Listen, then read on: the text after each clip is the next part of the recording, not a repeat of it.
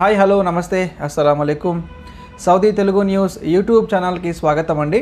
So friends, ముందుగా ఇవాళ September 17, 2024 సంవత్సరం అండి. ఇవాళ అప్డేట్ విషయానికి వస్తే ఉమ్రా వీసాలకు సంబంధించి ఒక ముఖ్యమైన అప్డేట్ అండి. కొంతమంది ఉమ్రా వీసాలు తీసుకోకముందే వీసా ఇంకా తీసుకోలేదు, ముందుగానే టికెట్ పర్చేస్ చేస్తూ ఉంటారండి. సో ఇక్కడ చూడండి, ఉమ్రా వీసాలు దయచేసి ఎవరు కూడా మీకు వీసా ఇష్యూ అయిన తర్వాతనే ఫ్లైట్ టికెట్ తీసుకోండి. సో ఇప్పుడున్న సిచ్యువేషన్లో ఉమ్రా వీసాలు మ్యాక్సిమం అందరికి కూడా తొందరగానే వస్తున్నాయి. కొంతమందికి అయితే 1 అవర్లోనే వీసా ఇష్యూ అవుతూ ఉంది. సో కొంతమందికి ఒక రోజుకి వస్తూ ఉంది, 2 రోజులకు వస్తూ ఉన్నాయి. మ్యాక్సిమం మనకు 3 వర్కింగ్ డేస్లో ఉమ్రా వీసాలు ఇష్యూ అవుతున్నాయండి. కానీ ఎక్కడో ఒక 1000 మందిలో ఒకరిద్దరికి కొంత ప్రాబ్లం జరుగుతూ ఉంది. రీసెంట్గా ఒక ఫ్యామిలీ ఏం చేశారంటే, ఒకటే ఫ్యామిలీలో 5 మంది ఉన్నారు. 5 మందిలో 4కి వీసా ఇష్యూ అయిపోయింది. ఒకరికి మాత్రం ఇప్పటికీ 1 వీక్ అవుతుంది, ఇంకా కాలేదండి. అక్కడ embassy waiting for embassy approval అని చెప్పి వారికి చూపిస్తూ ఉంది. అంటే ఇంకా ఎంబసీ నుంచి అప్రూవ్ రాలేదని చెప్పి వారికి చూపిస్తూ ఉంది. కాబట్టి నేను చెప్తున్న విషయం ఏంటంటే, దయచేసి ఎవరు కూడా ఈ ఉమ్రా వీసా తీసుకున్న వాళ్ళు వీసా వచ్చిన తర్వాతనే టికెట్ పర్చేస్ చేయండి. దయచేసి ముందు జాగ్రత్తగా మీరు రేపు ఎల్లుండో ట్రావెల్ చేయాలి, రేపు ఎల్లుండే వీసా వస్తుంది కదా అని చెప్పి ఎవరు కూడా ముందుగానే టికెట్ తీసుకోవద్దండి. ఇదే కాదండి, ఏ వీసా అయినా సరే, ఫ్యామిలీ వీసా అయినా సరే, వర్క్ వీసా అయినా సరే, ముఖ్యంగా టూరిస్ట్ వీసాలు, బిజినెస్ విజిట్ వీసాలు, విఎఫ్ఎస్కి ఎవరైతే వెళ్తూ ఉన్నారో మ్యాక్సిమం టూరిస్ట్ వీసాలు 10 మంది వెళ్తే 6 మందికి వీసాలు ఇష్యూ అవుతున్నాయి, 4 రిజెక్ట్ అవుతున్నాయి. దయచేసి వీసా వచ్చిన తర్వాత కనీసం మీరు ఆన్లైన్లో వీసా కాపీ తీసుకున్న తర్వాతనే మీరు టికెట్ అనేది తీసుకోవడం చాలా చాలా మంచిదండి. ఇంకా నెక్స్ట్ అప్డేట్ విషయానికి వస్తే, ఢిల్లీ కాన్సులేట్కి సంబంధించి వర్క్ వీసాలు, మీ దగ్గర కంపెనీ వీసా ఉంది, కంపెనీ వీసాలు స్టాంపింగ్ కావాలంటే మీరు డిస్ప్లే పైన చూస్తున్న ఒరిజినల్ అగ్రిమెంట్ ఖచ్చితంగా కావాలి.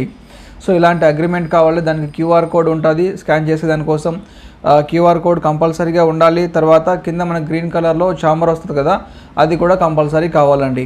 ఈ యొక్క క్యూఆర్ కోడ్లో స్కాన్ చేస్తే మనకు ఆ అగ్రిమెంట్కి సంబంధించిన డీటెయిల్స్ అన్నీ కూడా ఆ క్యూఆర్ కోడ్లో ఉండాలి.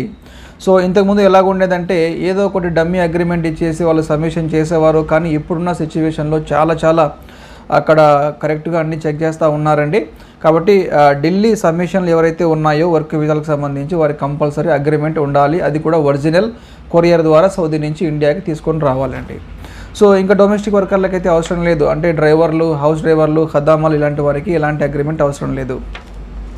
ఇక నెక్స్ట్ అప్డేట్ విషయానికి వస్తే, సౌదీ అరేబియాలో 94వ జాతీయ దినోత్సవ సందర్భంగా సెప్టెంబర్ 23వ తేదీ అంటే వచ్చే సోమవారం రోజున ప్రైవేట్ మరియు పబ్లిక్ సెక్టర్లో పనిచేసే వారందరికీ కూడా హాలిడే ప్రకటించారండి హెచ్ఆర్ఎస్డి వాళ్ళు. అంటే నెక్స్ట్ మండే మనకు హాలిడే ఉంటుంది సౌదీ అరేబియాలో. తర్వాత అప్డేట్ విషయానికి వస్తే, సౌదీ అరేబియాలో సెప్టెంబర్ 5వ తారీఖు నుంచి సెప్టెంబర్ 11 వరకు దాదాపు ఒక 1 వీక్లో 22,000 మంది అక్రమ ప్రవాసులని సౌదీ అరేబియాలో పోలీసు వాళ్ళు అరెస్ట్ చేశారండి. ఇందులో రెసిడెన్సీ చట్టాలు ఉల్లంఘించిన వాళ్ళు 14,216 మంది ఉన్నారు. బార్డర్ సెక్యూరిటీ చట్టాలు ఉల్లంఘించిన వాళ్ళు 4,943 మంది ఉన్నారు. లేబర్ లా చట్టాల్లో ఉల్లంఘించిన వాళ్ళు 3,214 మంది ఉన్నారండి. అంతేకాకుండా ఇల్లీగల్గా ఎవరైతే బార్డర్ నుంచి అక్రమంగా సౌదీ అరేబియాకి వస్తూ ఉన్నారో అలాంటి వారు, ఇల్లీగల్గా ఎంట్రీ అవుతున్న వారు 1,507 మందిని పోలీసు వాళ్ళు అరెస్ట్ చేశారండి. ఈ ఓవరాల్గా 22,000 మందిలో ఎక్కువ శాతం మంది ఇథియోపియన్లు 53% మంది ఉన్నారు. 46% మంది యమన్ దేశానికి సంబంధించిన వాళ్ళు, 1% ఇతర దేశాలకు సంబంధించిన వాళ్ళు ఉన్నారండి. తర్వాత విషయానికి వస్తే, తెలంగాణ ప్రభుత్వం గల్ఫ్ కార్మికులకు మొత్తం మీద ఒక చిన్న ఎన్ఆర్ఐ పాలసీని ప్రవేశపెట్టిందండి. ఎవరైతే Bahrain, Kuwait, Iraq, Oman, Khattar, United Arab Emirates, Saudi Arabia ఈ గల్ఫ్ దేశాల్లో ఉన్నారో, ఇన్కేస్ అక్కడ పనిచేస్తున్నప్పుడు ప్రమాదవశాత్తు వారు ఏదైనా చనిపోతే వారి కుటుంబాలకు 5 లక్షల ఆర్థిక సహాయాన్ని అందిస్తామని చెప్పి తెలంగాణ ప్రభుత్వం ప్రకటించిందండి. అంతేకాకుండా గల్ఫ్ కార్మికుల వారి కుటుంబాలు, అంటే గల్ఫ్ కార్మికులు ఎవరైతే ఉన్నారో వారి పిల్లలు ఎవరైనా గురుకుల పాఠశాలలో చదువుకోవాలని చెప్పి ప్లాన్ చేస్తూ ఉంటే వారికి ప్రత్యేక సీట్లు కూడా కేటాయిస్తామని చెప్పి తెలంగాణ ప్రభుత్వం చెప్తా ఉందండి. దీనికి సంబంధించి రాష్ట్ర ప్రభుత్వ ప్రధాన కార్యదర్శి శాంతి కుమారి గారు ఒక జీవోను కూడా రిలీజ్ చేశారండి. గల్ఫ్లో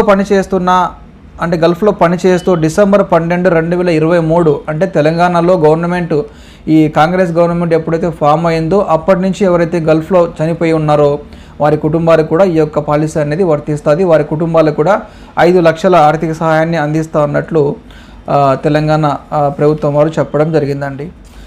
ఇదండి ఇవాల్టి సౌదీ అరేబియాకి సంబంధించి చిన్న అప్డేట్. నేను మరిన్ని న్యూస్తో మళ్ళీ కలుస్తాను. Thank you so much.